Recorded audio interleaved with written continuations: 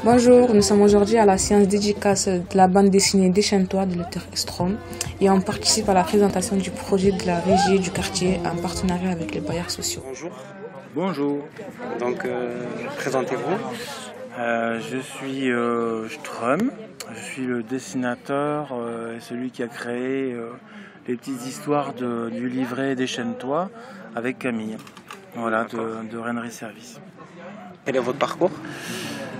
Mon parcours, alors moi j'ai été longtemps enseignant et puis j'ai démissionné et j'ai fait du dessin, de la bande dessinée, de la caricature, de plein de choses. Et voilà, et depuis j'essaie de vivre de ça. D'accord. Qu'est-ce qui vous a plu dans ce projet?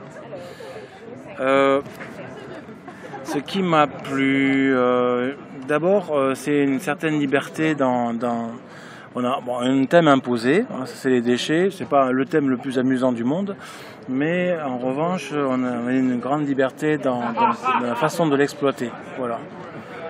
Donc, et le fait que j'avais quelqu'un en face, Camille, qui était très disponible et avec laquelle ça passait très bien le courant. Comment s'est passé le travail avec les habitants? Les habitants, je les ai quasiment pas vus, moi. Je suis venu une fois à la Rennery parce que j'habite en Lot-et-Garonne. Ça explique pourquoi je suis pas venu souvent à la Rennery. Je suis venu une première fois pour qu'elle me présente le quartier, etc. Qu'elle me parle du projet. Et puis ensuite, je me suis mis au travail. Ça m'a pris 2 mois à peu près. Et puis ensuite, au fur et à mesure, j'envoyais les dessins et les propositions de planches à Camille.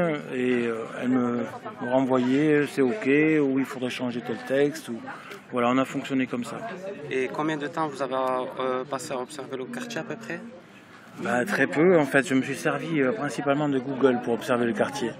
Et je l'ai vu d'en haut, le quartier. C'était plus difficile. Ce qui m'a manqué, c'est de voir le quartier d'en bas, en fait. C'est-à-dire vraiment au ras du sol, à la place des habitants. Ça, c'est la chose qui m'a manqué quand j'ai voulu dessiner. Et combien de temps pour créer la BD? 2 mois, à peu près. Et est-ce que vous accepteriez de vous lancer dans un autre projet BD pour le quartier? Ça dépend des conditions et ça dépend du temps que j'ai devant moi pour le faire. Parce que les dessinateurs, en général, comme beaucoup de personnes, ils naviguent entre plusieurs projets et ils ont toujours plein de trucs sur la table. Donc après, c'est sur le moment, est-ce que c'est possible? Il faut voir. Voilà. Je vous remercie. C'est moi. Dans quelle poubelle? J'arrive mieux en arrière qu'en avant. Ouais. Oui. Oui. Et ça? Alors à ton avis? Oh, poubelle bleue. Et non, c'est pas le plastique qu'on sait recycler, ça va dans la poubelle noire. Oh, non. Alors essaye dans la noire. Vas-y, essaye de le mettre dans la noire. Vas-y. Décidément, ce serait tellement bien si c'était recyclable. Mais non, ça va dans la poubelle noire. Sors, Naïl. Tu peux te présenter? Je m'appelle Zitouni Naïl et ma petite sœur. Je m'appelle Zitouni Khadija. T'as quel âge? 6 ans et demi. 6 ans et demi. Et toi, tu as quel âge? 11 ans. Tu peux nous expliquer aujourd'hui l'événement? Pourquoi tu es là aujourd'hui? On l'a trouvé. Parce que j'étais en train de rentrer chez moi et il y a une dame, elle est venue interroger mon père et elle nous a demandé si on voulait jouer. Et là, tu es en train de faire quoi? Et en quoi il consiste ton jeu? Pour la planète, c'est pour... il y avait du carton ou des papiers. Il y avait des cartons ou des papiers. Et il fallait les mettre dans la bonne poubelle. Il y avait 2 poubelles, une marron, une bleue. Et il fallait recycler les papiers ou les bouteilles. Tu vois, t'as fait du tri? Oui. Du tri en tamise. Oui.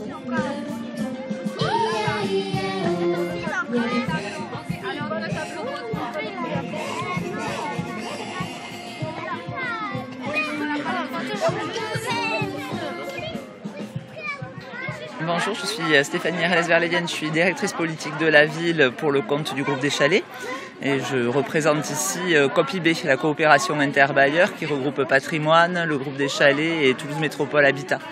Copy-B, c'est notre identité de bailleur sous laquelle on communique et on monte des actions au bénéfice des habitants pour améliorer leur cadre de vie. Alors, ce qui nous a motivés sur ce projet, au départ, c'est évidemment le constat qu'il fallait mobiliser les habitants pour rendre le quartier, notamment les pieds d'immeubles, plus propres et que les habitants soient mobilisés et mis en responsabilité de finalement leur cadre de vie et de l'environnement de leur immeuble.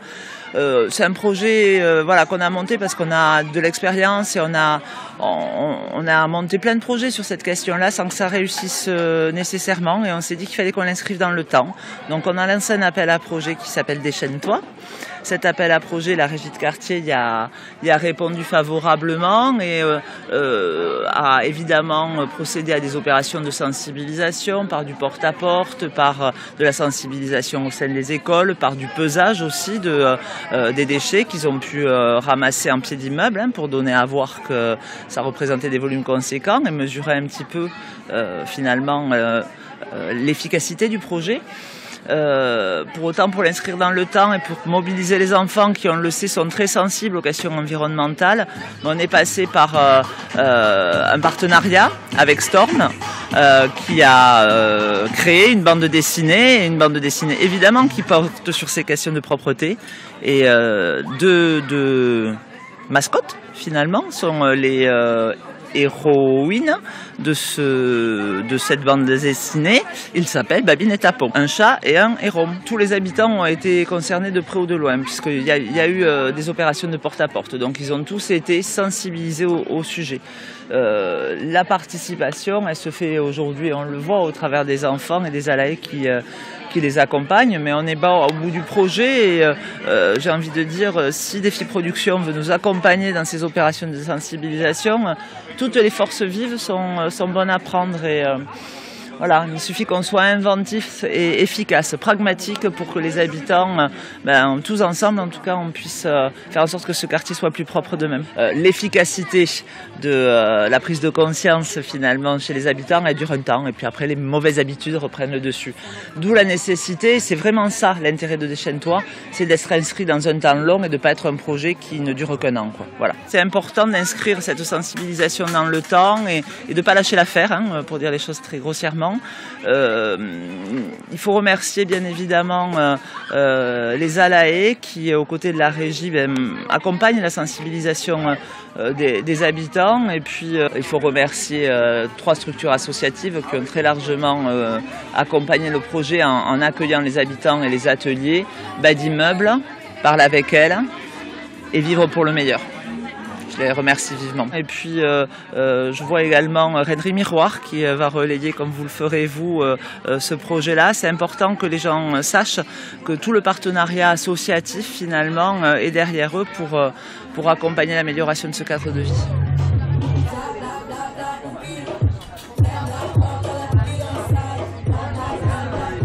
Je m'appelle Étienne, je travaille à la régie de quartier Rennerie Service. Je suis chargé de mission lien social et avec mes collègues on travaille sur toutes les questions notamment de développement durable et de tri des déchets sur le quartier.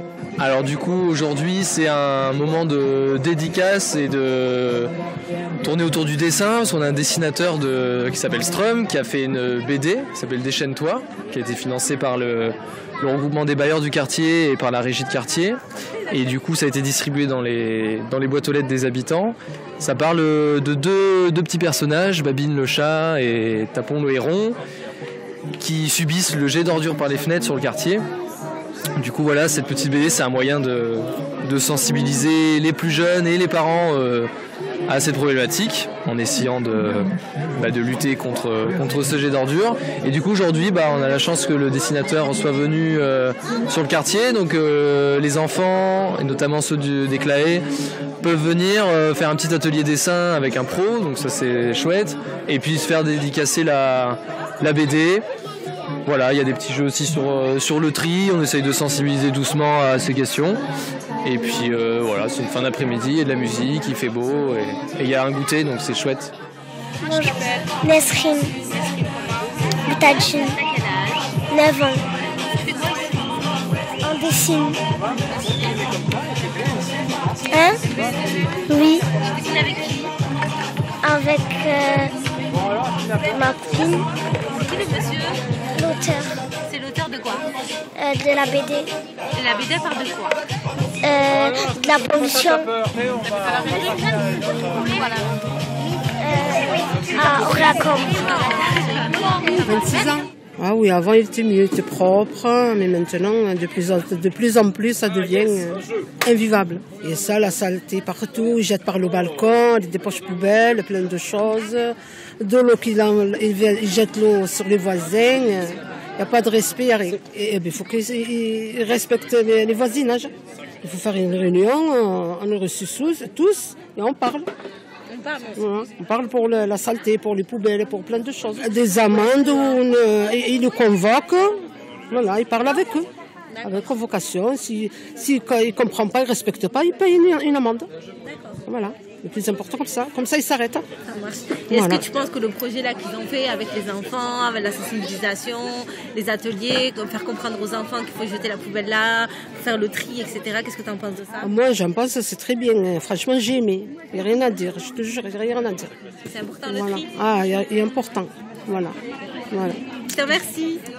Avec plaisir. Alors bonjour, je m'appelle Camille Paillet, je travaille à la régie de quartier de la Rainerie depuis 2 ans et demi maintenant, au pôle lien social. Alors en fait le projet Déchaîne-toi, il avait déjà démarré quand je suis arrivée à la régie de quartier en mars 2017. Il débutait tout juste avec ma collègue Séverine qui du coup avait monté le projet avec les 3 bailleurs sociaux du quartier, donc les chalets, Patrimoine Languedocienne et Toulouse Métropole Habitat. Et donc du coup c'était un projet de lutte contre le jet d'ordures par les fenêtres qui allait se dérouler en 3 phases. On était dans la première phase quand je suis arrivée, c'était de diagnostic. L'idée d'aller voir les habitants et de leur demander quel était leur avis sur cette question du jet d'ordures par les fenêtres dans les immeubles. Est-ce que comment ils vivaient la situation? Est-ce que eux ça leur arrivait de jeter? Si oui, pourquoi? Donc rencontrer les gens en porte-à-porte, puis faire des actions aussi en pied d'immeuble pour rencontrer les gens à la sortie des écoles à différents moments. Voilà, donc la phase de diagnostic qui nous a permis en fait de rencontrer des habitants un peu ressources avec lesquels on a réfléchi à des projets à mener dans les 3 immeubles concernés par le projet. Et donc les habitants de Gluck-Gallia ont voulu écrire une charte d'engagement mutuel de bon voisinage. Donc on a écrit ça avec eux et ils l'ont distribué en porte-à-porte. À Jean-Gilles, ils ont préféré faire des actions en pied d'immeuble avec des affiches pour expliquer pourquoi le jet d'ordures c'est dangereux et qu'il faut qu'on soit tous un peu plus respectueux de notre environnement. Et à Grand-Dindy, ils ont apprécié le fait qu'on fasse des choses en pied d'immeuble, mais il n'y a pas eu d'habitants qui ont voulu faire une action en particulier. Et la dernière phase du projet, c'était de construire un projet en commun aux trois immeubles avec les habitants. Et c'est là qu'est arrivée la BD. Et la BD, on a entendu parler de Strom qui avait déjà travaillé avec un des bailleurs. On lui a proposé de faire une BD sur toutes les anecdotes qu'on avait entendues des habitants sur le jet d'ordures par les fenêtres. Et ça lui a donné matière à faire cette petite BD de plusieurs pages avec des dessins qui sont vraiment les immeubles du quartier qu'on peut reconnaître. On peut reconnaître son immeuble, on peut reconnaître le lac, on peut reconnaître plein d'endroits du quartier. Et c'est l'histoire en fait d'un chat et d'un héron, Babine et Tapon, qui vivent à la Rainerie et parfois il leur arrive des aventures plus ou moins heureuses en passant au pied de leur immeuble. Voilà.